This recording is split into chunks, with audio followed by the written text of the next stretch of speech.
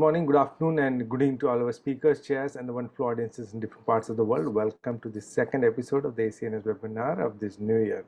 The speaker for the first session of today is our honorable guest from Japan, Prof. Yoshihiro Otani.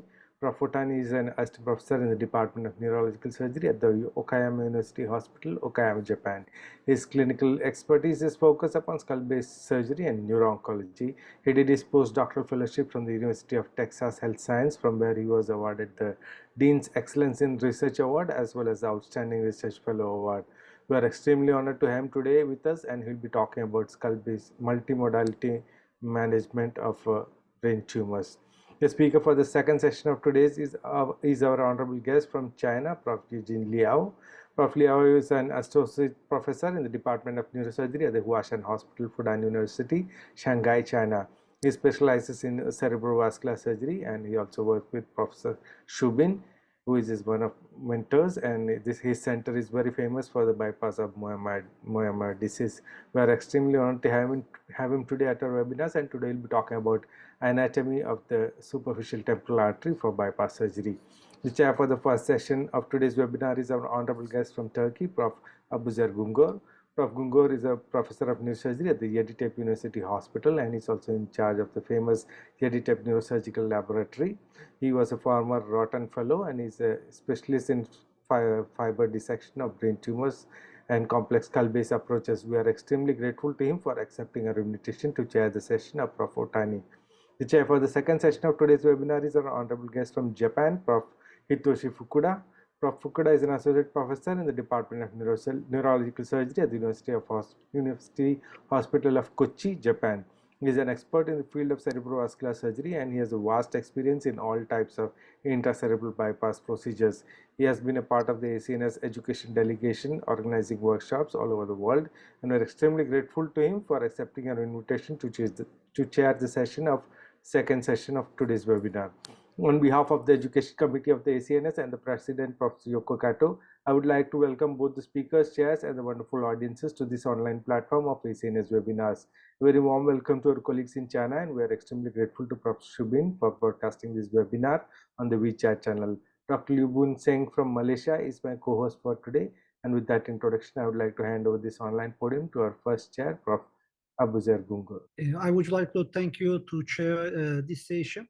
Because also I'm interested in the complex skull base and the glioma surgeries, and most of the time it is more challenging to glioma cases, because in skull base cases you can describe some limits, but in glioma cases it is difficult to describe your limits and resection part. Because of this, I'm interested in to listen these topics. Thank you for your invitation.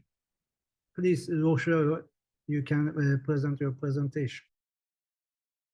Thank you so much for your kind introduction. I'd like to appreciate the Professor Yoko Kato and Professor Raja first for giving me the great opportunity to present at the ACNS Congress meeting.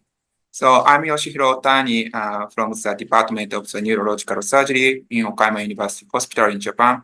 So today I'd like to talk about the multimodal approach for the challenging brain tumors in our institute. So let me start my page. Okay.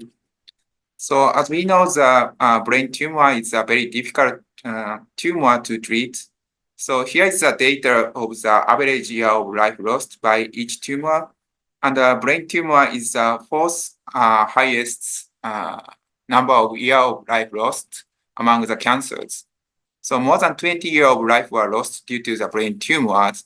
And this is mainly because the brain tumor is so difficult to diagnose and to treat. So also brain tumor are categorized based on the WHO grading system. And grade 4 tumor, for example, glioblastoma, has a poor prognosis. So 1 year survival rate is less than 30%, and 3 and 5 year rate are less than 10%. So these data suggested the brain tumor is very difficult to treat. So today I wanted to talk about the two topics related to the treatment of the brain tumors, and especially for the challenging tumors. So one is first one is novel immunotherapy for glioblastoma. which we recently conducted a clinical trial in our institute. And the second is combined surgery for the skull-based tumor. This is also the challenging tumor. So first, I will start from the novel immunotherapy for glioblastoma. So as we know, the glioblastoma is a challenging tumor, and the median overall survival is less than 2 years. And the current approved adjuvant treatment for glioblastoma in Japan is temozolomide with radiation. Bevacizumab is approved for the newly diagnosed and recurrent glioblastoma. And the novel TTF is another option for the treatment. And recently, Delitact, this is oncolytic herpes virus, received a conditional and time-limited approval in Japan. So to improve the prognosis of the glioblastoma, we need the accurate diagnosis, maximal safe resection followed by the chemoradiotherapy, identification of druggable molecular targets, and development of novel therapies. So first, I will talk about the our challenging for to improve the prognosis of glioblastoma. So accurate diagnosis is very critical for the GBM. We know the WHO classification requires a molecular diagnosis of glioblastoma, including the genome-wide DNA methylation profiling. And genome-wide DNA methylation profiling is recognized as one of the most important ancillary to diagnose CNS tumors. In the current WHO classification, more than 50% of the diagnostic entity includes the genome-wide DNA methylation profiling as an essential or recommended diagnostic features. So in our institute, we conducted the molecular testing, including the Sanger sequencing, DNA panel sequencing, RNA sequence, and also for the unsolved case, we use genome-wide DNA methylation profiling for diagnosis. So this is the data from our institute. So we had 136 cases of the glioma or glioneural tumor in the last few years. And first, we tried to diagnose those patients using only with HE staining and immunohistochemistry. And first, we divided the patients based on their age. So we had 30 patients. They are younger than 30 years old, and 44 patients ranged from the 30 to 50 years old, and 62 patients were older than the 50 years old. So in those patients, only 34.1% of patients can reach the accurate diagnosis who is between the 30 to 50 years old. So this is very, very low. But after that, we add the molecular tests with Sanger sequence, DNA panel sequence, RNA sequence, and genome-wide DNA methylation profiling. Almost about 80 to 90% of patients can reach to the accurate diagnosis. So we think the molecular testing is very important for the accurate diagnosis. So this is one of the examples of our cases. So we had a 6-year-old patient, and he underwent the biopsy, and HE staining shows a pilocytic astrocytoma. But we know that pilocytic astrocytoma in the elderly patient is very rare. So then we conducted the DNA methylation profiling, which shows the glioblastoma IDH wild type with calibrated score of 0.99.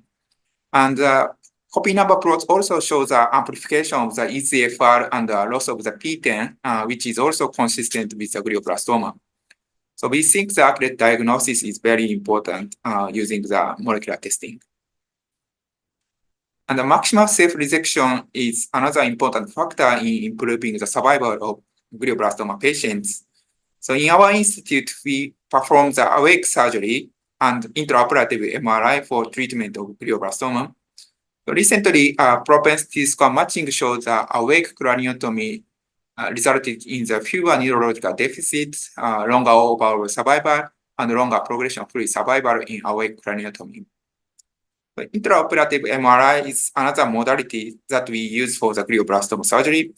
So in our operating room, we have the open MRI here, which is adjacent to the operating room.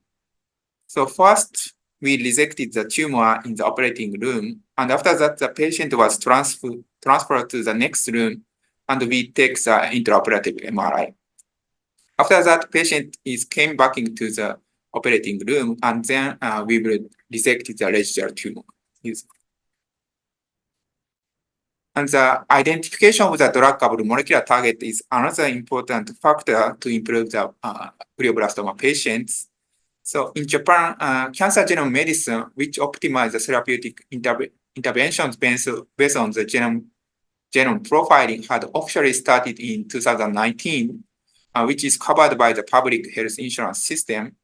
So now all the patients have the opportunity to receive the cancer genome medicine in Japan. So this is another report from Germany. They conducted the routine RNA sequence and they identified the diagnostically and therapeutically relevant genes.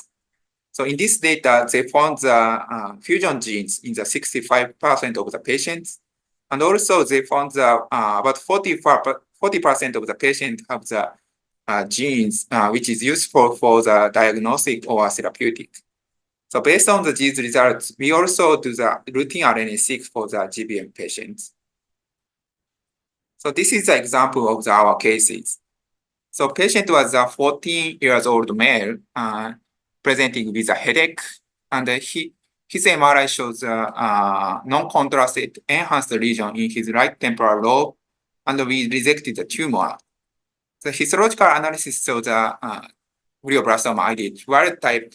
And after that, we did the DNA panel sequence and RNA sequence, which identified FGFR3 fusion. Because this fusion gene is a target for the FGFR inhibitor, so the patient can be treated with the FGFR inhibitor. So we think the routine RNA sequence is also important for the to identify the druggable molecular targets.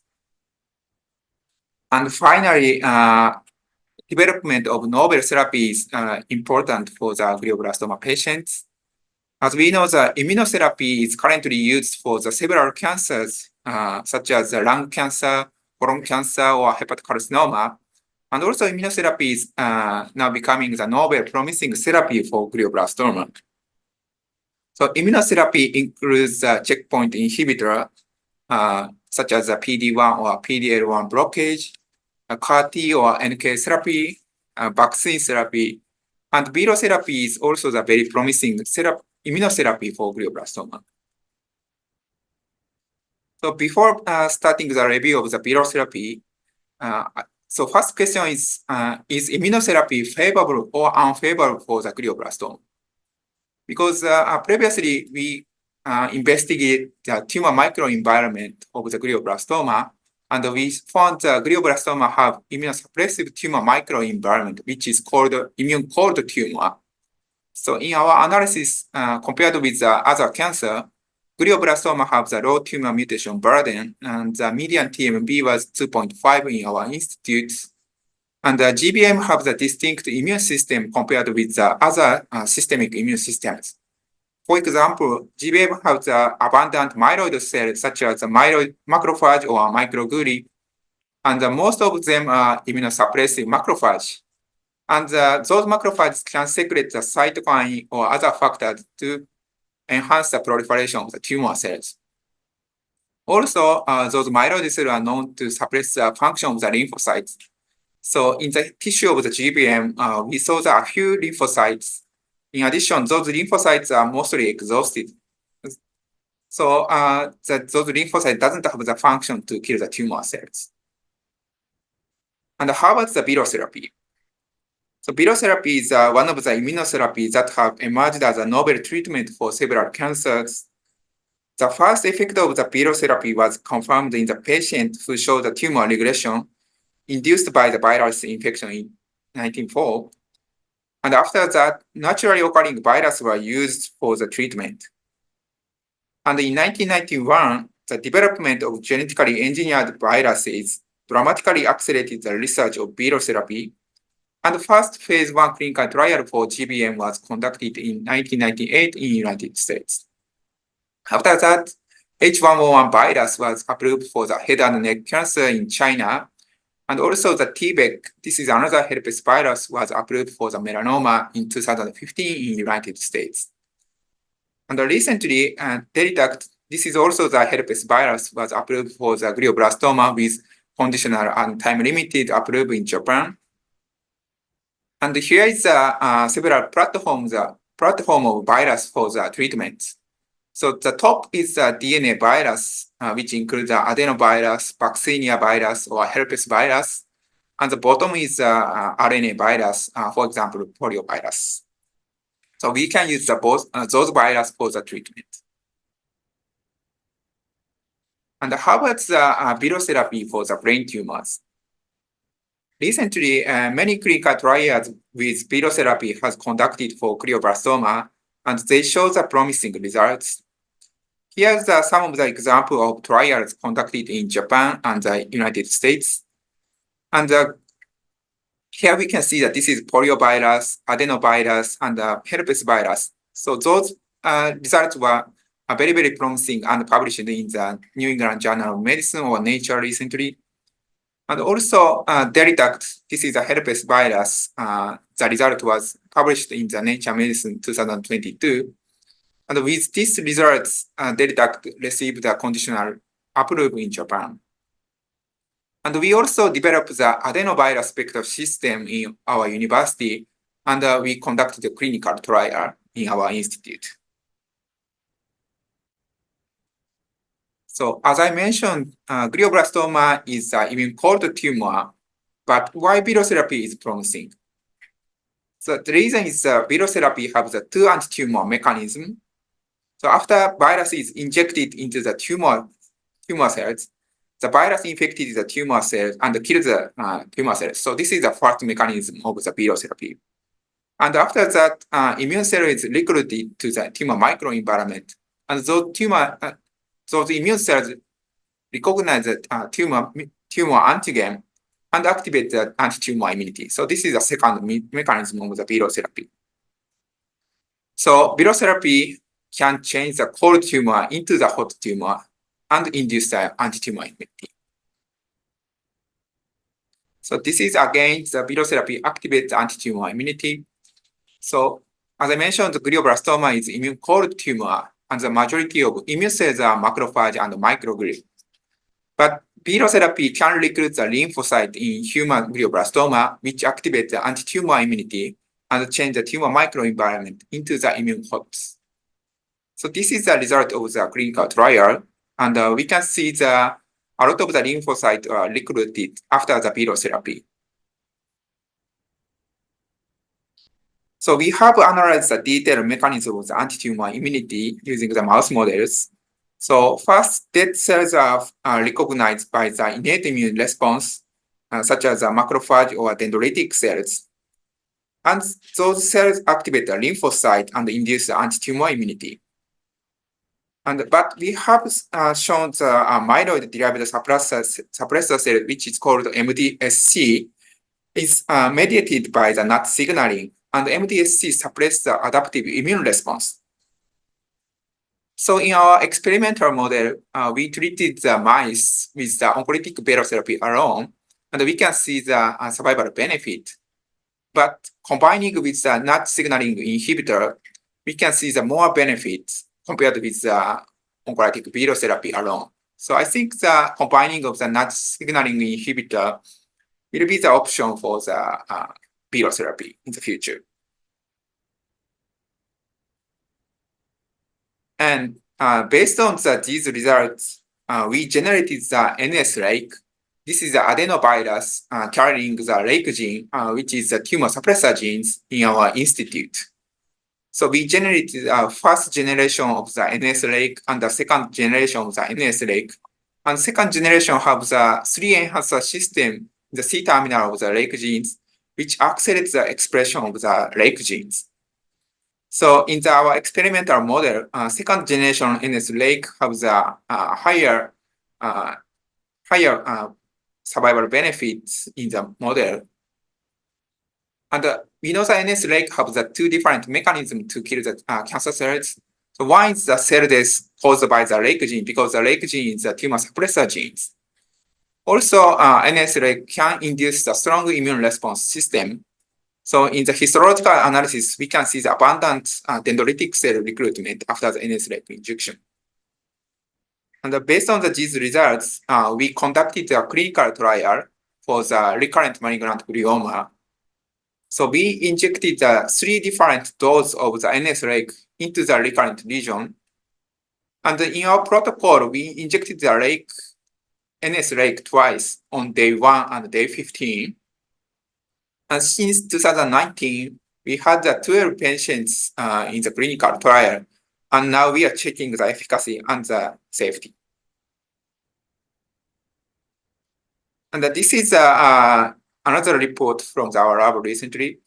In this study, we combined the bevacizumab with the NS lake because bevacizumab is known to suppress the angiogenesis, and also bevacizumab can change the tumor microenvironment into the immune hot system. So that's why we combine the bevacizumab with NS lake. And here we can see the combining with the NS lake with bevacizumab that shows a strong efficacy compared with the NS lake alone. So I think combining NS lake will be another option to enhance the NS lake systems. So here is a summary of the immunotherapy for glioblastoma. Immunotherapy have emerged as an effective way to treat several cancers and is becoming an attractive treatment strategy for glioblastoma. Also, glioblastoma was immune cold tumor, but immunotherapy, especially virotherapy, induced strong immune response. NS-lake trial have been conducted in our institute, and the data is being analyzed. So I cannot show the detailed data today, but we had a very promising result. So hopefully I can show the data next time. So in the first topic, I had to talk about the novel immunotherapy for the challenging glioblastoma patient. And in the second topic, I wanted to talk about the combined surgery for the skull-base tumor. So skull-base tumor are one of the most challenging, complex, and technically demanding tumor to treat, especially malignancy arising from the nasal cavity and paranasal sinuses frequently involve the skull base and can extend it into a cranial, which requires a multimodal surgery. So this is data from the MD Anderson Cancer Center. They had 225 patients during the 28 years, and those patients were treated with transcranial only, transcranial with transfacial, transcranial with endoscopic, or other modalities. So recently, we introduced the exoscope into our operating room, and now we have utilized a combined endoscopic, endonasal, and exoscopic transcranial surgery for skull-base tumor. So today I wanted to show these results.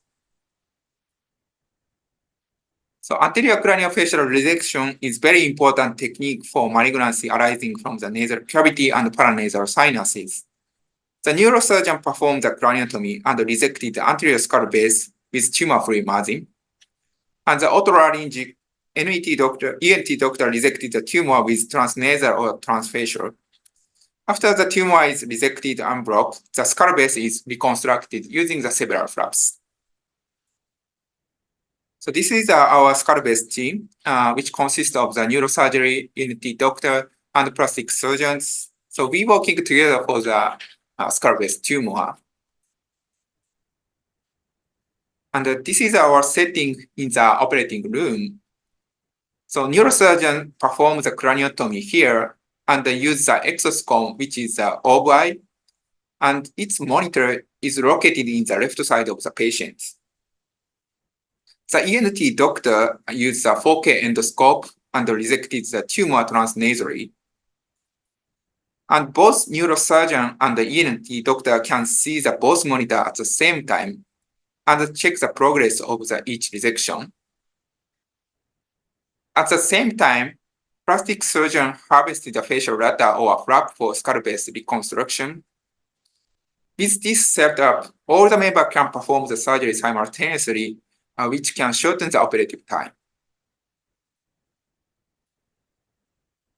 Since April 2022, we had 7 patients with malignancy arising from the nasal cavity and paranasal sinuses who underwent the anterior craniofacial resection with combined endoscope and exoscopic surgery. So here is a list of our patients, and the patient age was ranged from the 25 to 68. And diagnosis was two patients was squamous cell carcinoma, and the other is adenocystic carcinoma, metastatic tumor, neuroendocrine tumor, adenocarcinoma, and inverted papilloma. So all the patients were resected by frontal craniotomy and transnasal approach, and the two patients were additionally resected by the transfacial approach. In our institutes, the treatment strategy was decided by the head and neck cancer board first. After that, we do the multimodal simulation, such as the 3D fusion image and 3D skull-based model to decide the margin of the tumor resection. Recently, we also tried to use the 3D printed model because the 3D printed model is much faster to develop the models compared with the classic model. So this is a patient of the recurrent osteosarcoma in anterior and middle cranial fossa. So we generated the 3D fusion image using the CT and MRI first, and then decided the resection line with the red line with skull-based model of these patients. So this is our 3D printed model, which we are trying to use for the skull-based surgery. So this is not a skull-based tumor, but in general, we generate the 3D fusion image like this. So the brain parenchyma, and also we can see the tumor here, and the light purple is the ventricle. And we can also put the, this is a nerve fiber, this is SMA. And after that, we generated the 3D printed model. So we can generate this model within the 1 day, and that is faster compared with the traditional models.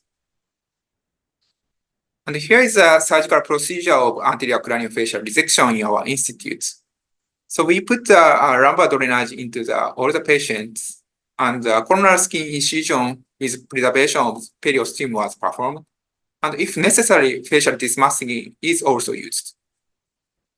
After bilateral frontal craniotomy was performed, the frontal skull base is dissected with leaving the tumor-free margin.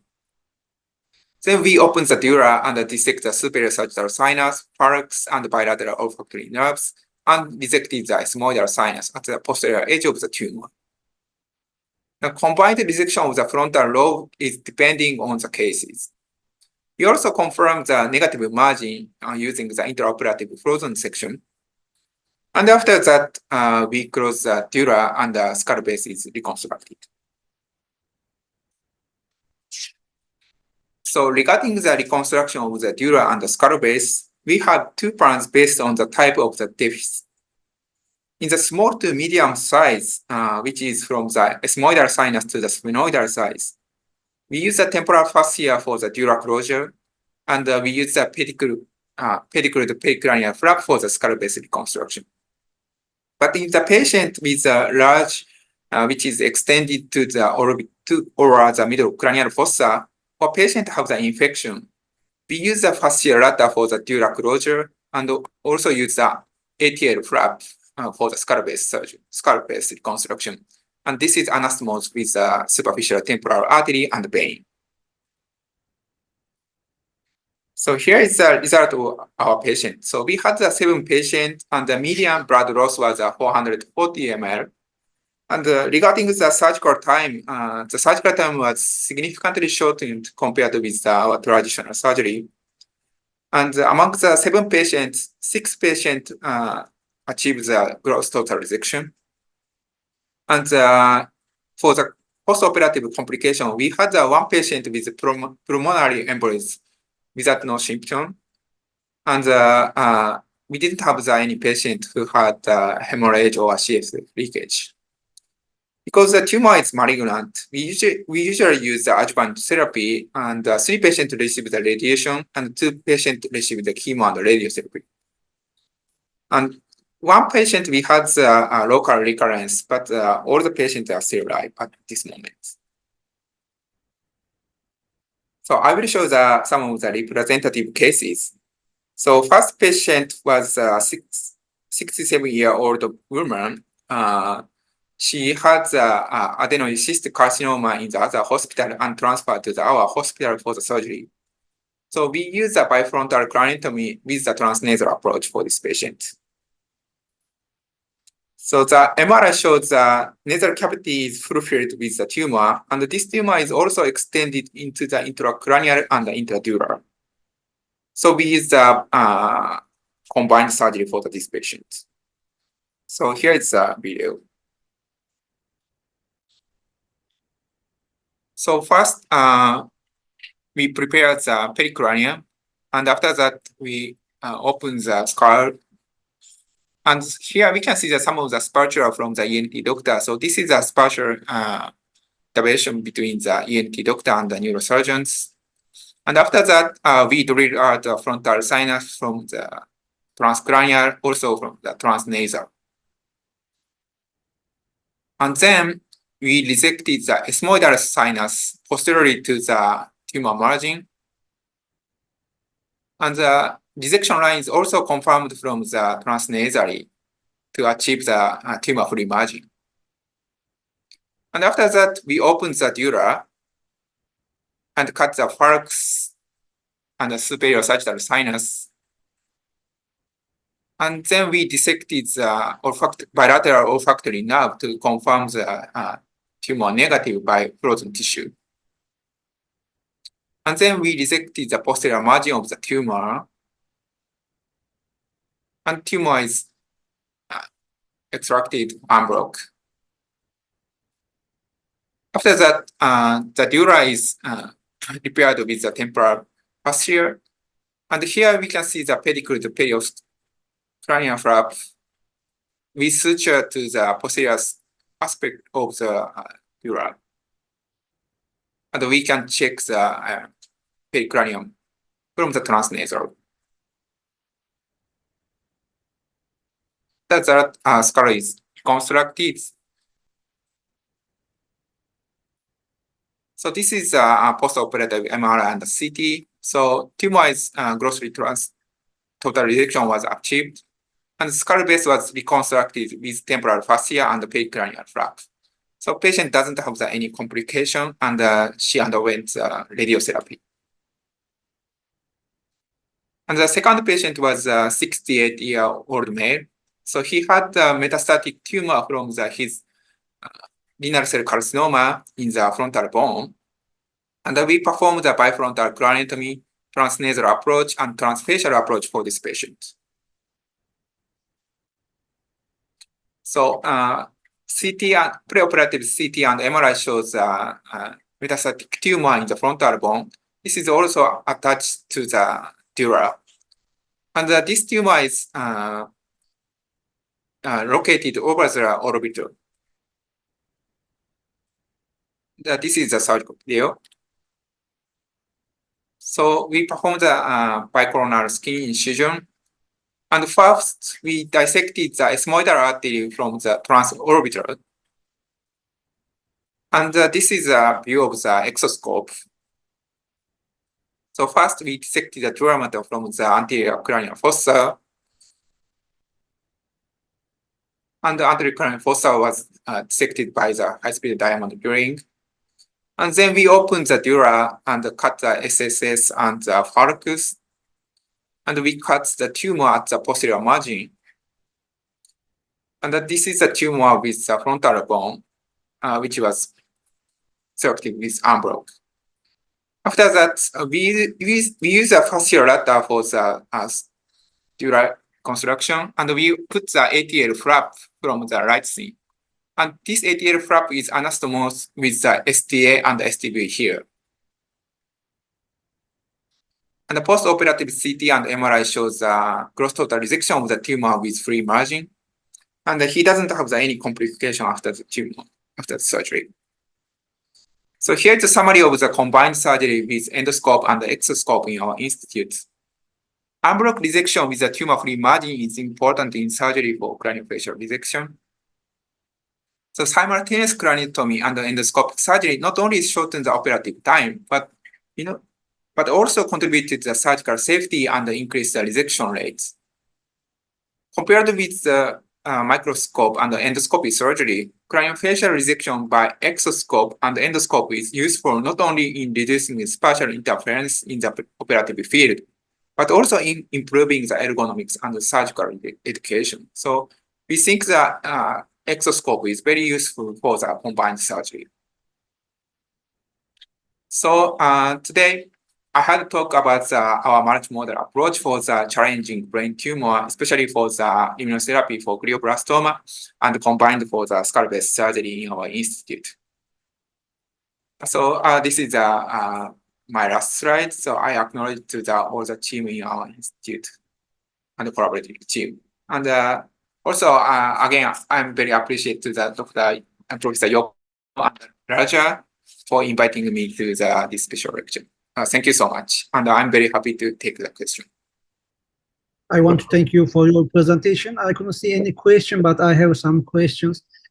For example, what is your inclusion criteria for selecting the patients for virotherapy in GBM patients? Yeah. Is there inclusion and exclusion criteria? Yes. Yes, because this is a clinical trial. So we had a patient who had a KPS is more than 70. That is our inclusion criteria. And we also include the patient for the recurrent tumor, recurrent malignant tumor, but not for the newly diagnosed patient. Because newly diagnosed, we didn't include those patients for the clinical trial. Because as you know, we have a lot of patients, GBM patients, and who is searching about new treatments. But as you said, these treatments are for now for recurrence cases. And also for your skull-based approach, you are working in multidisciplinary with ENT and the plastic surgeons. I think without these teams, it can be more challenging. Thank you for your presentation again. I couldn't see any more questions. I think we can continue with the other topics. We can invite our panelists to ask any questions if there. Prof. Liu, would you like to ask something?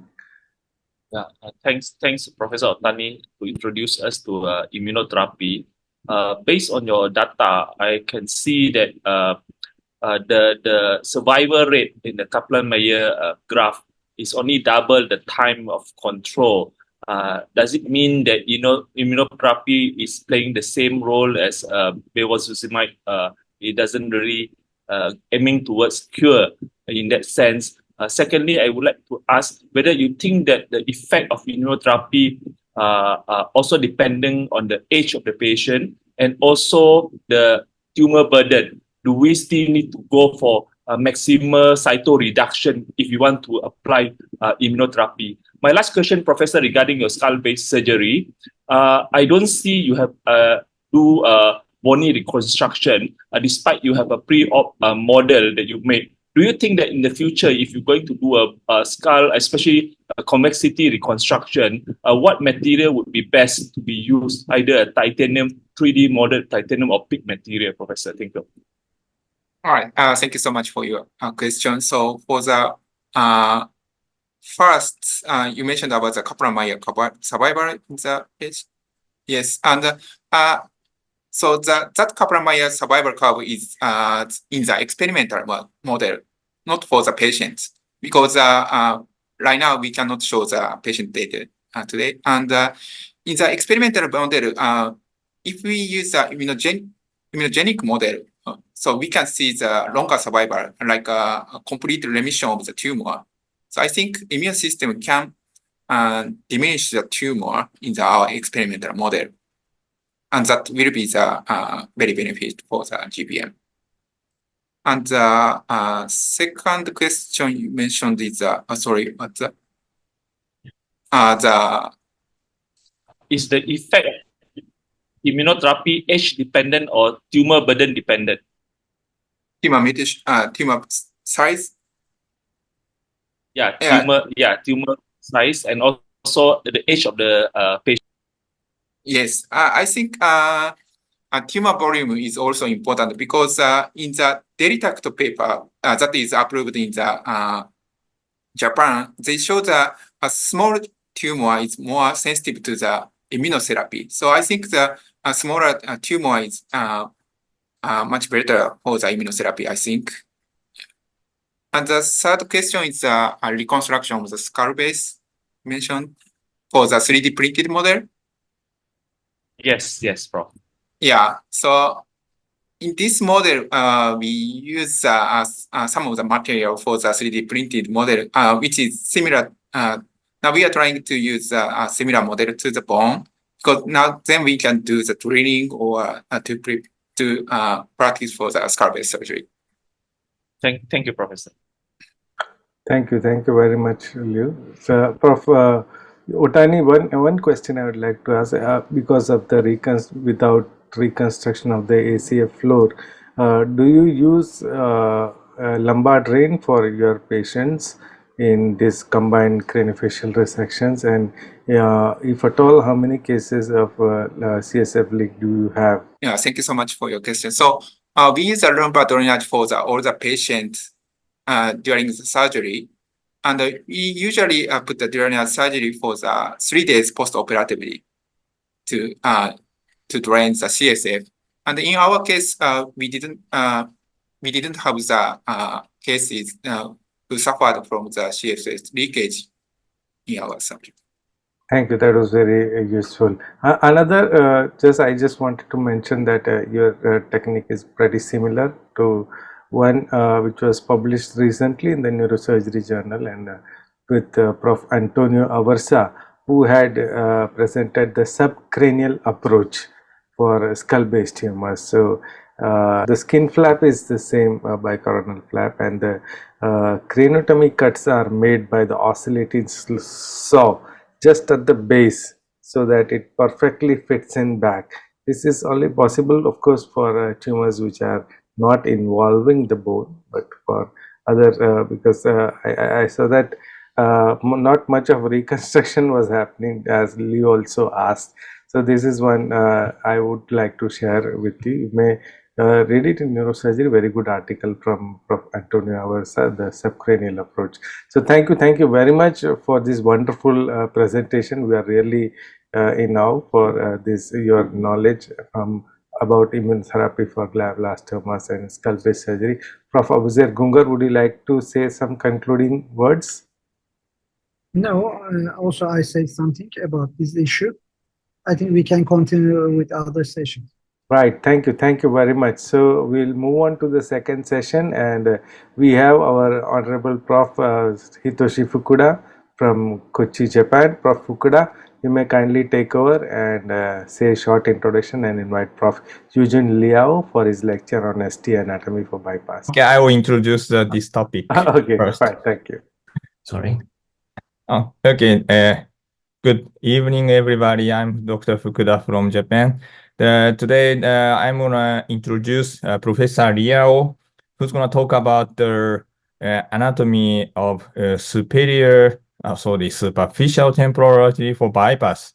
Actually, as a neurovascular surgeon, I have mainly focused on the anatomy of the occipital artery, because the anatomy of the occipital artery is much more complex, because it is going through multi layers. So I have not focused on the anatomy of the STA so much. So this topic is very fresh for me. So I'm very interested in it. So please start your presentation, Professor Liao. Okay, thank you, Professor. Thank you for your introduction. Hi, everyone. First, I want to express my thanks to the committee, Professor Yoko Kato and Professor Shubin, for giving me the opportunity to share my experience here. And thank you, Professor Otani. Compared with your high-tech and inspiring presentation, my topic seems some more traditional and some kind of old school. So today my topic is anatomy of superficial temporal artery in bypass surgery. And as everyone knows that bypass anatomy is a basis, anatomy is fundamental, and anatomy is the first thing to do before we do a real operation. And the detailed information of the STA anatomy actually has been well described in so many textbooks. So anatomy also some kind of old school, especially for young neurosurgeons like me. So today I will focus on the applied anatomy in the bypass surgery. And first, let's take a quick review of superficial temporal artery. And the STA is the terminal branch of the ECA, and mainly supplying the region of scalp and face. And the STA ascends superficially, passing over zygmatic arc, and the diameter is about 1.5 to 2 millimeters in this level. And because of its superficial location, the STA can be palpable anterior to the tragus of auricle. And the STA terminates by dividing into frontal and parietal branches, and which are often similar in size, with a diameter of about 1.2 to 1.5 millimeter. And the STA often bifurcates above the zygmatic arc. In these two similar researches, around 80% of the STA bifurcates above the zygmatic arc.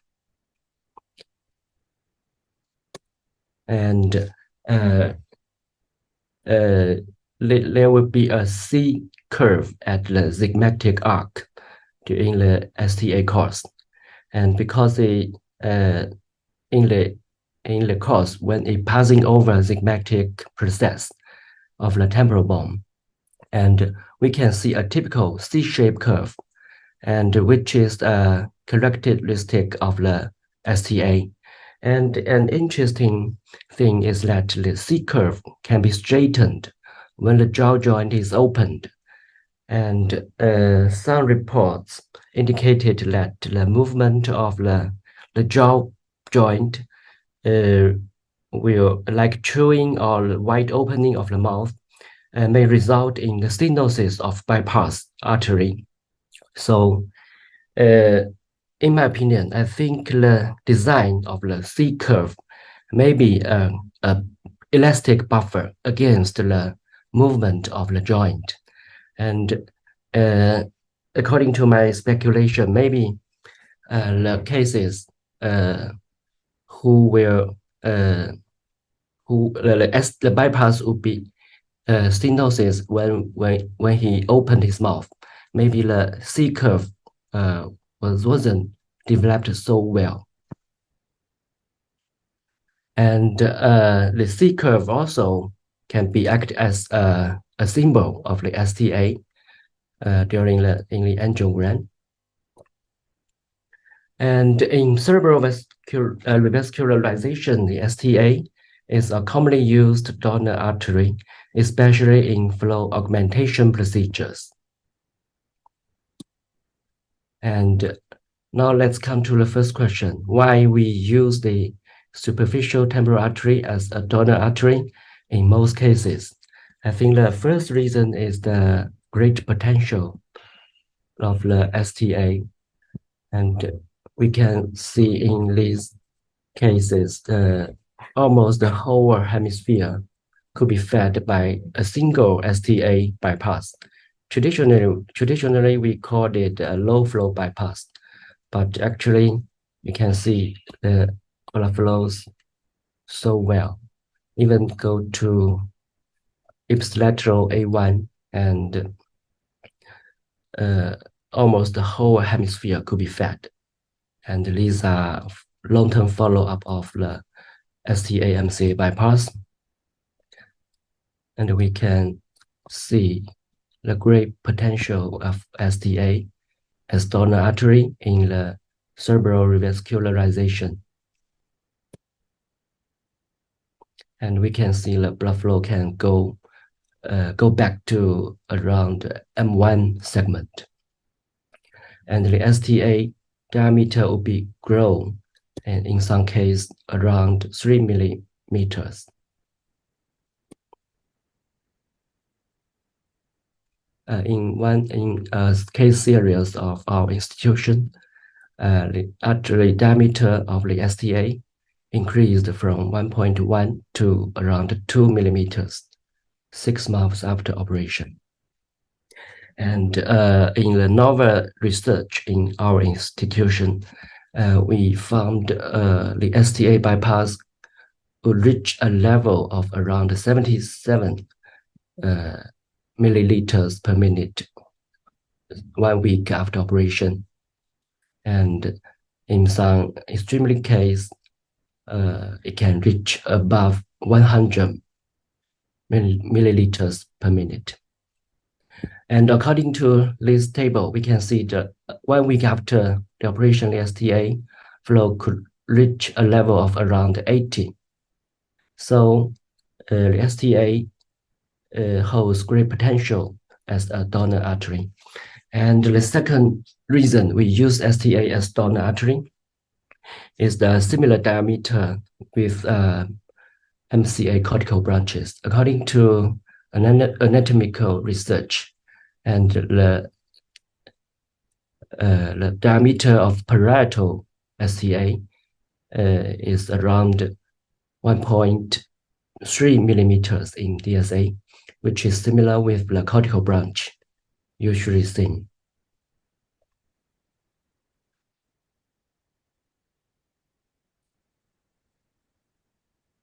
And the third reason why we use STA is because of the position. It's lateral, it's superficial, and during the terminal approach, we can see the STA oftenly, and it's familiar to neurosurgeons. And the position of the STA is close to MCA territory, often where is the ischemic zone in myeloma disease or M1 occlusion cases. And in some cases, the frontal branch of the STA could be covered partly of ACA territory for the flow augmentation procedure. And this picture shows the positional relationship between the STA and the surrounding bony landmarks. There are so many distant measurements, but I think these two are most important because the first one decide where the incision stopped at the frontal march, and we can find where the STA anterior branch, and for preservation for the later second stage revascularization. And at this point, the distance between the trunk and the auricle, the tragus, and we can decide where to stop the incision at this level. And the last reason why we use STA as a donor in the flow augmentation bypass surgery, I think is because of the rare rate of spontaneous collaterals. In our case series, only less than 1% of the cases we can find the spontaneous collateral formed from STA. But on the contrary, the occipital artery spontaneous more common. And the second reason is that we have two branches of STA. If one formed the spontaneous collateral, we can still use the other one for bypass. And interestingly, we can see the STA and the middle meningeal artery often formed collateral at the same site, so they share a common final channel. So in this case, like this, we can still use the STA parietal branch for bypass. And now let's go to some real cases, and these are cases with STA easier to be dissected, and from the outside surface and from the inner surface, the STA could be seen clearly. And this is a video.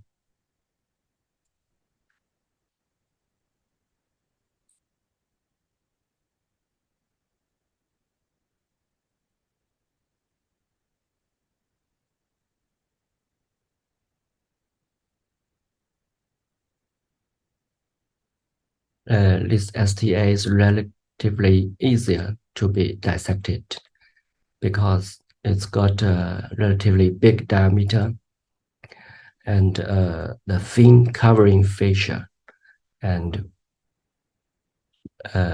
we always dissected the STA with an interfascia technique, and we dissected in a plane with loose connective tissue.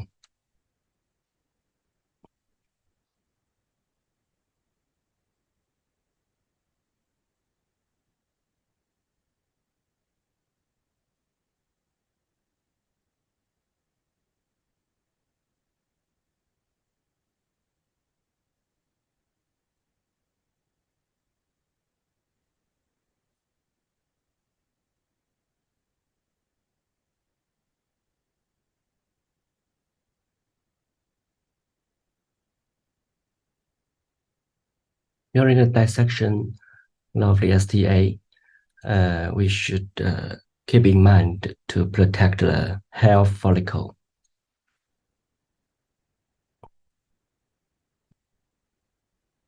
In this case, the connective tissue is loose and it's relatively easier to be dissected.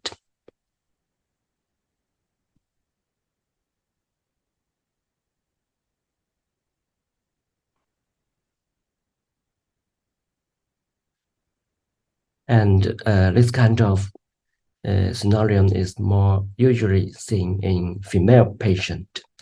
And speaking of gender differences, and the STA is often smaller in female, around 1 millimeters in female, and with less big branches, and it's easier to be dissected. The mean time in our case series to dissect the STA is around 7 minutes. And on the other hand, STA in male patient is relatively bigger, and the dissection is more time consuming, around 9 minutes. And here's another case, another video of the STA dissection, which is also relatively easier to be dissected.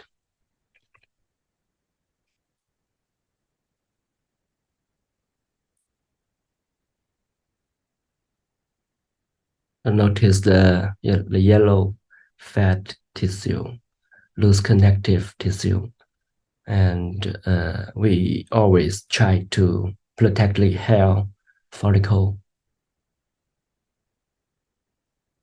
And in this case, we can use a technique we call the peeling off technique.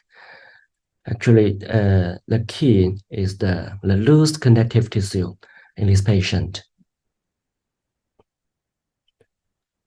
And we can see the STA is more like to be peeling off from the scalp. And this is a case STA difficult to be identified because of the thick covering fascia. And in this case, we should cut open the covering fascia first.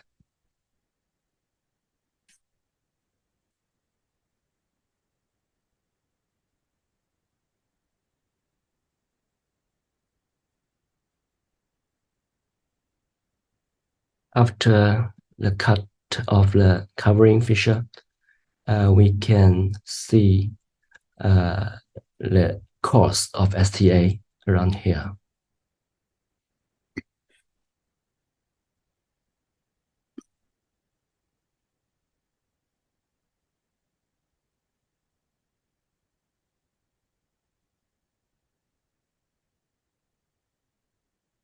Sorry.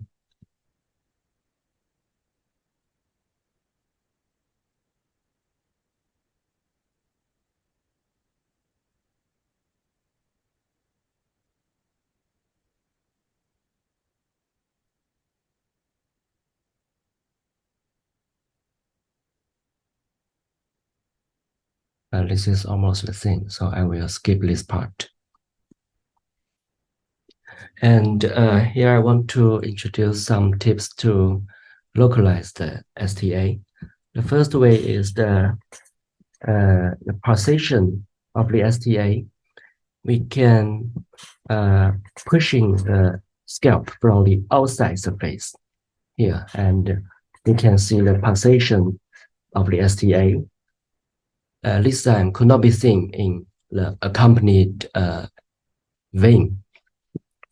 And the other way, the other tip is we call the light transmission method.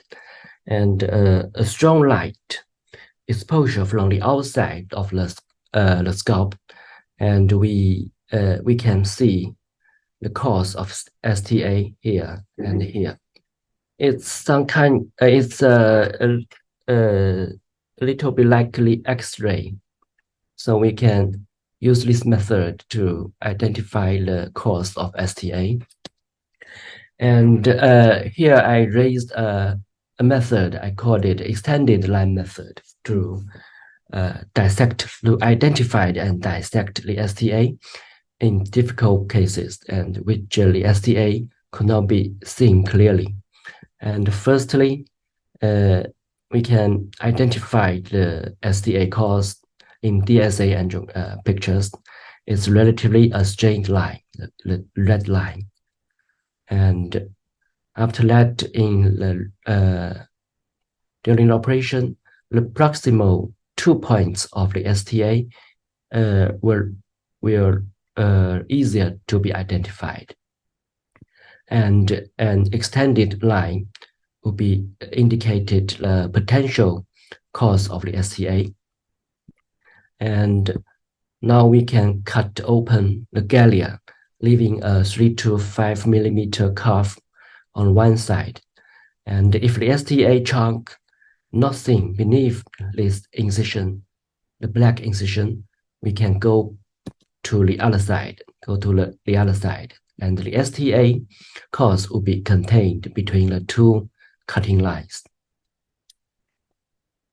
And here's a video of which we use this method to dissect the STA.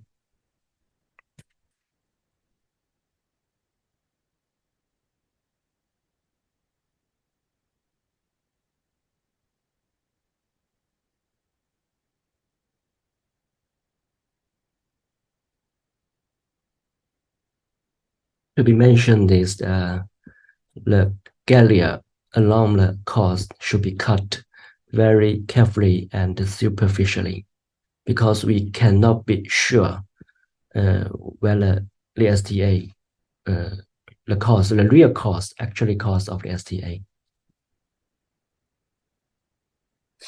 And now let's come to the next question: how to protect the facial nerve during the dissection of the STA. And the first step is to positional relationship classification.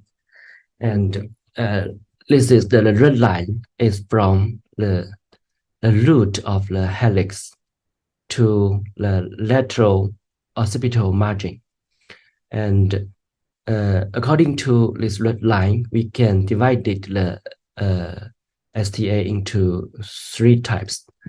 The A is the high type with a high bifurcation point, and this is the intermediate type. And the C type is a low bifurcation type.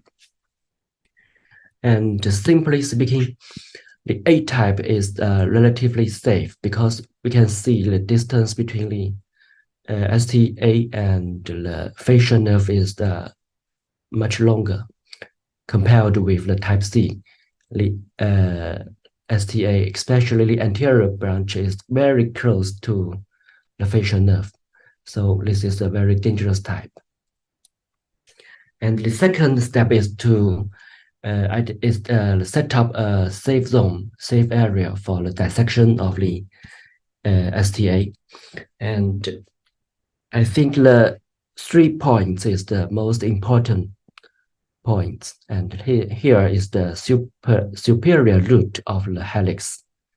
And this is the lateral orbital margin.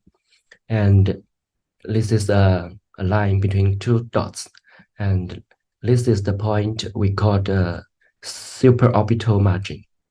And according to these 3 points, we can set up a dangerous zone.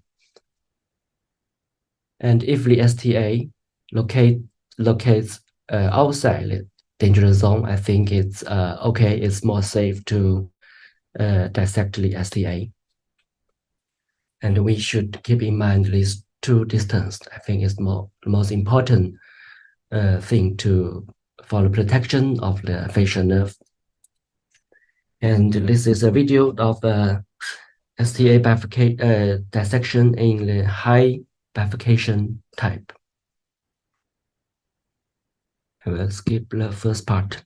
Look, this is the bifurcation site, and this is the anterior frontal branch of STA. And it's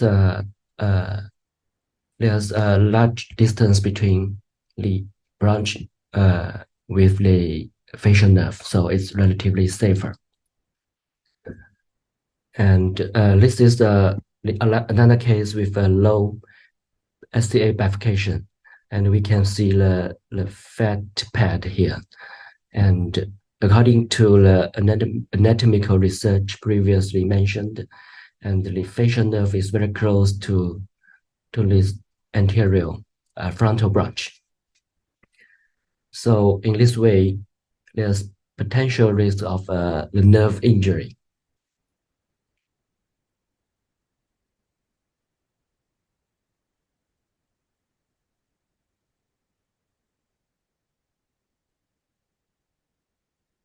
This is also another case with low bifurcation. So in this kind of case, I think maybe sharp dissection would be more safe for protection. But on the other hand, I think maybe the hemostasis with the bipolar can also cause some injury to the facial nerve. So here we raise another way for the protection of the anterior branch and the facial nerve. We call it 1-STA2 bypasses. We think this is a good way for protection of facial nerve. And look at this case, we can see it's low bifurcation of STA, and the anterior branch of STA is located in the danger zone. So we try to keep it intact. So we dissect a very long segment of parietal branch and cut it here into 2 segments, the yellow one and the red one. And this one, the yellow segment, we anastomosis to the chunk to here. And by this way, we can make 2 ends for the anastomosis. And this is in the rear operation, the anastomosis site here and here. And meanwhile, the blood supply of the scalp would be saved because the anterior branch was kept intact. So a better wound healing will be expected. So speaking of the wound healing, we use two methods for repairment of the cavity, the residual cavity of STA. This is a direct method we call direct suture. In this case, we close the superficial temporal fascia, but in some cases we also suture the galea. So that's 2 layers reconstruction. We think that would be better. And the other way, if the cavity is too wide, we will use a dural patch for the repairment of the scalp. According to our single center institute experience, the mean thickness of the female scalp is around 6.5 millimeter, and which is 7.8 millimeter in male scalp. And the incidence of delayed scalp healing or infection is higher in female patient. And so speaking of minimally invasive and for better wound healing, we raised another method we call the keyhole bypass, and especially used in case with a relatively well-preserved MCA territory network, because we speculate the ischemia may be not so severe, and the indirect bypass may be effective in this patient. And by direct bypass, the well-preserved network of the MCA could still distribute the ST blood flow to irrigate almost the whole MCA territory. So by pre-operative surgical plan, we can select the donor artery about 4 to 5 centimeters in length, and recipient artery, which is very close to the donor. And we only do a linear incision along the STA, and the bone will be opened in a diameter of only 1.5 centimeters. And here, follow-up angiogram. Immediately after the operation, we can see the bypass is patent, and the blood flow went back to M2 segment. And in our case series, around 90% of cases, we can achieve Matsushima A to B level revascularization. And this is the 3D reconstructional angiogram. You can see the small bone window, only about 1.5 centimeter in diameter. And here's a video of the STA dissection, which we usually cut the skin about 3 to 5 millimeters aside from the STA course.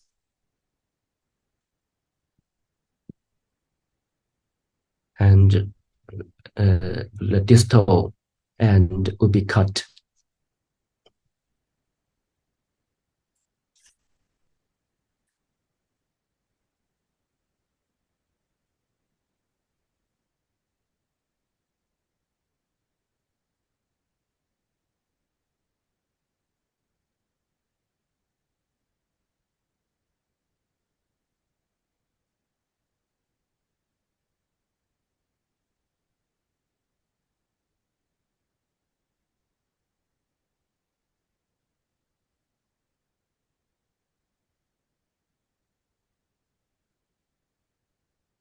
Here we also used a method similar to previously mentioned as interfascial technique. In this relatively loose plane with loose connective tissue, the STA could be dissected much more easier.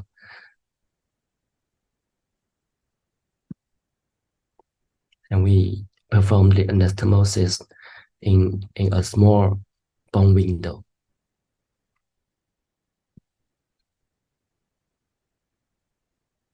So because of time reason, I will skip this part. And because my topic today is about the STA. Now let me make a small summary. And today my presentation is about the STA from the viewpoint of anatomy. I tried to figure out two questions. The first is why we use the STA as the donor for the flow augmentation procedure in most cases. I think the first is because it's great potential as a donor artery. In our experience, the blood flow may reach a level even above 100 milliliters a minute. And the second reason is because its position lateral superficial, as Professor just mentioned, compared with occipital artery, the STA is much more superficial and maybe much more easier to be dissected. And the diameter is similar with the MCA cortical branch. And a C curve at the zygomatic arc level, which would act as a buffer, an elastic buffer against the movement of jaw joint, especially when we wide open the mouth or chewing. And the other reason is the STA, spontaneous collaterals formed from the STA is relatively rare in ischemic cases. And the second one is the second question I try to figure out is how to be safe and efficient to use the STA as a donor. And the first thing is to localize the STA. We can use several methods to achieve this, like pulsation of the STA. Sometimes the pulsation can even be seen, but not just by the touch of the finger. And the other method is the light transmission method. In some way, it's like X-ray, but we only use use a strong light from the outside surface of the scalp. And an extended line method is a method I developed myself. And during the dissection of the STA, I think the peeling off technique is very useful, especially in the protection of hair follicle. And the safe zone, the setup of a safe zone is useful in the protection of the facial nerve. And the other way to protect the STA, the facial nerve, is a method we called one branch and two bypasses. And of course, the keyhole bypass is also minimally invasive, especially for the soft tissue wound. And in the end, the repairment of the scalp with the STA residue cavity can enhance the wound healing after the operation. Okay, that's my presentation. Thank you, everyone. Thank you. Professor Liu, thank you for your nice presentation. And you showed us so many options of the harvesting STA to protect facial nerve and to avoid the scalp trouble in the patient with who requires STA-MCA bypass. So from me, I have some questions. Question says during the dissection of STA, the monopolar dissection looks very excellent.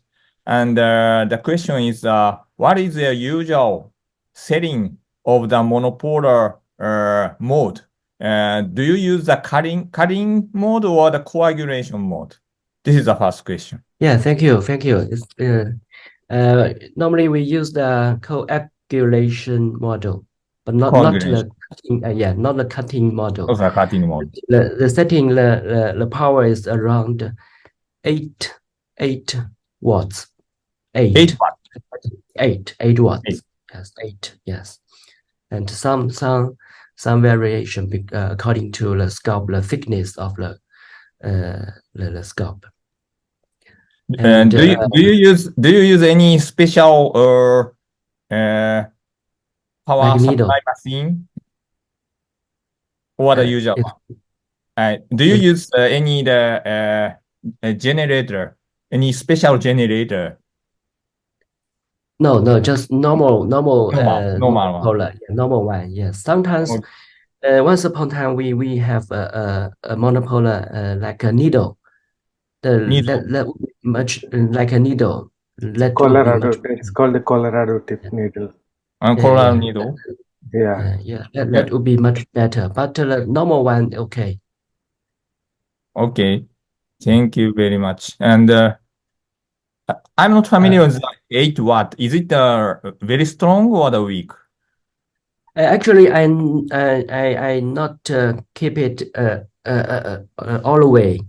I just like once like points. Mhm. And most of the time I try to peeling off the STA, and in some part with a relatively strong connective tissue, not loose one, I will cut with a monopolar. So I will use the peeling technique and the monopolar combined together. And so the heat wound, the wound by the heat of the monopolar will be decreased. I agree. The making some tension on the STA is also Yes, making some tension. okay. Here's a question: if I encounter hair follicle, sometimes it's true. It's hard to be avoided in some case with a thin scalp, especially in female patient. I already dissect very close to the artery, but I still can see the hair follicle. So in this case, I can repel the residual cavity after the operation. Just as I mentioned, or the dural patch, because the dural we usually divert for the Moyamoya disease. So I can cut a little for the repellment of the scalp. Okay, thank you very much. It's a nice answer for the audience. And you mentioned the scalp healing delay or the infection issue. And then you said the female is a risk factor for the. Yes. Yeah, but do you have any other risk factors for the wound healing trouble? Because recently we are operating like a more old Moyamoya patients, or the complex aneurysm or the atherosclerotic disease. So what do you think about it, as we have to operate older patients recently? Yeah, I think the risk factor female is because the scalp of the thickness of the female usually thinner, and the other risk factor, I think, double barrel bypass will severely reduce the blood supply of the scalp. So we try to avoid the dissected 2 branches of the STA. And for old patient, I think we try to use the we call this keyhole bypass, and maybe the soft tissue wound will be minimized. What do you think about the diabetic patient? Yeah, actually, it's also a risk factor in especially in Moyamoya disease. even very young patient, even male patient, we can sometimes encounter the delayed wound healing, even infection. Yeah. In I think we should diabetic patient. Yeah, diabetic Okay. meatus patient. Yes. See. Yeah, Yeah, it's I agree definitely that. risk Yeah. factor.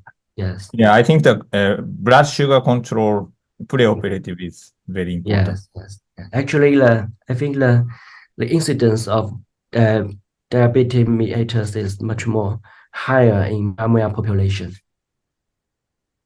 In Moya population? Yes. Yes. Oh, In our very case series. Yes. In Okay. Myanmar population. I see. That's it for me. You can take more questions from the panelists if you allow. Yeah, I want to say something. It's not only for bypass cases. For all skull-based or all peritoneal approach, we must preserve all STA and we must be ready an unintended injury of some vessels, MCA or ICA, because of it is important for young neurosurgeons to preserve the MCA and to know its anatomy. Thanks for your presentation. You show all details about anatomy of the STA. Thank you. Thank you. Thank you for your kindly comment. Dr. Liu. Thanks, Professor Liao, for a very nice lecture. I have two questions, Professor, regarding those cases that you do not disconnect the STA. You make an anastomosis, end-to-site anastomosis using a saphenous vein, for example. Where is the best anatomical location that you do such, especially in cases that do not want to have a too high flow?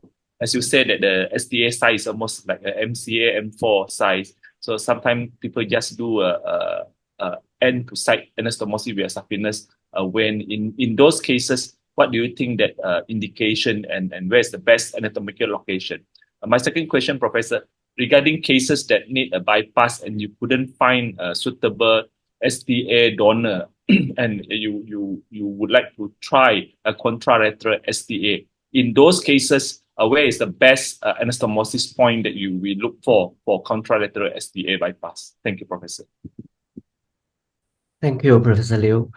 I beg your pardon. The first question is about because location of the recipient. The usual technique is we disconnect it. Like you say, you tie the end, you cut it, disconnect the whole STA, and do the end to site anastomosis. But there are some cases that shown where they do not disconnect the parietal branch. They just make a hole in the parietal branch of the STA and do an end to site anastomosis with saphenous vein. With that technique, according to the author, it reduces the flow towards the brain to avoid high flow towards the brain. So in those cases, where do you think that do you have any experience doing that? I do not know where is the best location to do that kind of anastomosis, which was not clear to me. You mean how to select the recipient artery? No, donor, the site of the puncture of the STA. Because there are cases that you do not disconnect the parietal branch. You just make a hole of the STA to do a bypass. Do you have any experience doing that in your? I know. You don't cut the STA. Yes, correct. Sorry, we don't have this kind of. You mean the self-augmentation bypass mentioned by a Chinese doctor? Yeah, actually, yeah, it's some sort of augmentation to avoid a high flow. Reduce the flow. I know that, but we don't do this kind of procedure.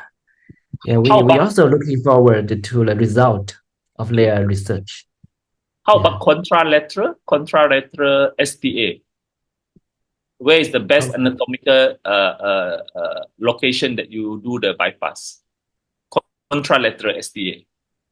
You use the contralateral STA to do bypass when you cannot find a donor on the ipsilateral side, same side. No. Well, no, we think it's too long and the resistance would be very high. So usually we use the other option like the posterior auricle artery. Okay. Auricle artery and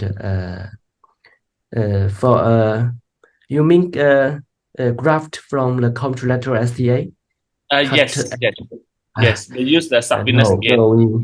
No. Most cases we can find other choice in the ipsilateral side. Yeah, probably I add one more question, Professor. Yeah. It's always advocated that you take frontal branch and parietal branch, so you do both anastomosis as a so-called insurance bypass. So if one like you say double barrel bypass, if one fail, the other one will work. And in your presentation, you do not advocate that. You always think that we should preserve the frontal branch. Is it true, Professor? We try to cherish the donor, potential donor. If the case is hemispheric, low perfusion, we will consider double barrel bypass, both the anterior and posterior branch. But if the ischemic area is just the MCA territory, we can try. We should try to save the anterior branch. Maybe several years later, the ischemic would getting severe, and we can still use the anterior branch for other region revascularization, like the bifrontal lobe. So it depends on the perfusion characteristic of each case. Thank you very much, Professor. Thank you for your question. Thank you very much. That was very interesting answers regarding what Dr. Liu asked. There have been several reports already published in the literature about using the contralateral side, where they augment the length with the radial artery and they call it the bonnet bypass from one end of the head to the other end. So that is very common. Another thing I would like to ask Dr. Yujun is that you harvest the STA with a cuff of tissue around, and there are other people who believe that this is one of the main factors that will prevent vasospasm. So have you noted that this is one of the main factors which is protecting against vasospasm of the STA? Yes, thank you, Professor. Actually, we Chinese doctors argue about this thing in many conferences. Yeah, some doctors they insisted to cut all the membrane, the tissue, away from the STA. But in our experience, we think that vasospasm is very rare.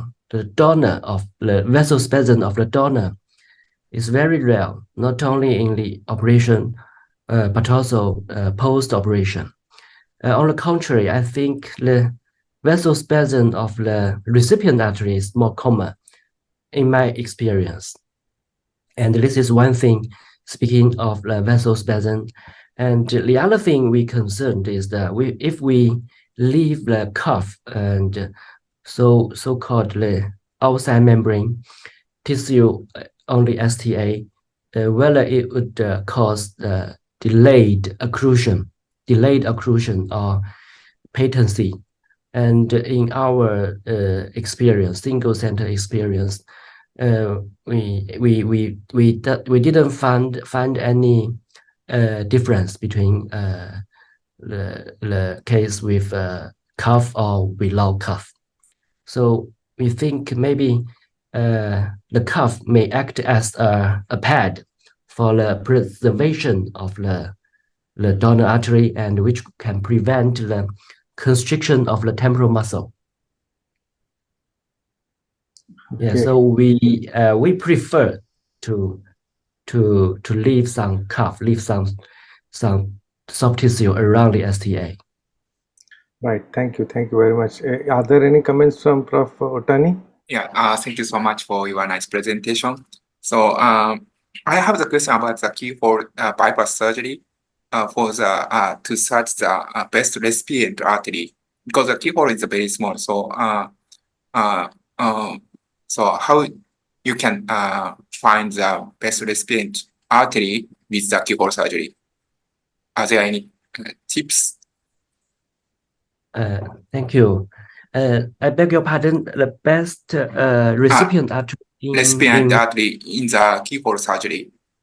keyhole. Yes, yes. The case. Thank you. For case, we will apply the keyhole bypass.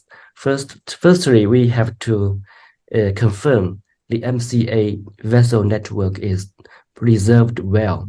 The case like Moyamoya syndrome or the MCA occlusion, and only the M1 occluded, and the M2, M3, and the cortical branch, all the network is preserved well. So we can bypass anastomosis anywhere because the network is very well. So it's like a subway station net. We go to any site, the blood flow can distribute according to the pressure gradient. So only in this case we will consider the keyhole bypass. I see. Yeah, thank you so much. Thank you. Well, thank you very much. We'll come to the concluding part. Take the comments from our Honorable Chair, Prof. Fukuda. I studied a lot about the superficial temporal artery. As a bypass surgeon, you have to be more familiar with that. And we also have to be very familiar with that because, we are always doing the pterional craniotomy and then preserve the superficial temporal artery just in case we injure the MCA or ICA when we are doing the aneurysm. So thank you very much by reminding us the validity and the importance of the anatomy of the superficial temporal artery. Thank you very much. So thank you very much. We are extremely grateful to Prof. Liao for this presentation. So there is an update from Prof. Shubin that there are currently around 1,800 people who have logged in through various channels like YouTube, WeChat, and Zoom, mainly WeChat. So we're extremely grateful to Prof. Shubin for broadcasting this webinar in China and the rest of the world on WeChat. So I'll come to the concluding part of this webinar on behalf of the Education Committee of the ACNS and the President, Prof. Yoko Kato. I would like to thank both the speakers of today, Prof. Yoshihiro Otani and Prof. Eugene Liao, as well as the chairs, Prof. Abuzair Gungur and Prof. Hitoshi Fukuda, for the time and support for the ACNS webinars. So very special thanks to Prof. Shubin for broadcasting this webinar on the WeChat channel, and special thanks to my co-host Dr. Liu Bun Singh for joining me today. And with that, I will close this session. Thank you very much for joining.